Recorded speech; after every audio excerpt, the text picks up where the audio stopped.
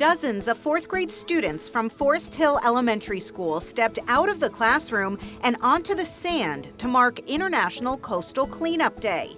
They helped pick up trash from the beach and learned about how microplastics impact our environment. It is really important for students to learn about their actions and how they can contribute to the plastic pollution problem and that they could be the solution for it. The Guy Harvey Foundation and Brightmark provided the students with beach cleanup kits for the special event and for future beach or school campus cleanups.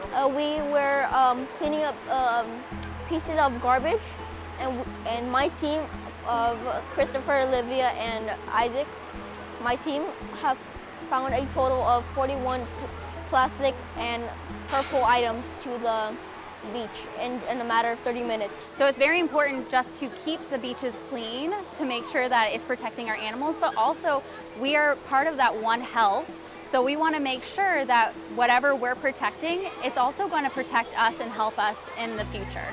Educators from Loggerhead MarineLife Center taught the students about marine debris and the human impact on sea turtles. Students definitely should be familiar with what's around them in their local communities, and I think it's important of just protecting our sea life. You can go ahead and grab some beach materials and start cleaning up the beach to save the turtles too, because we're at Loggerhead Marine Center. So here we take care of the turtles, the sharks, and the fish. But most importantly, the turtles, because the turtles, they can choke on little pieces of paper that they mistake for jellyfish. To create the next generation of ocean stewards, ocean lovers, of students that are taking care of their environment, taking care of their communities. And the more that they learn about the negative effects of plastics, when they go out with their families to the beach, when they go out into their communities, they will be part of the solution and not part of the problem.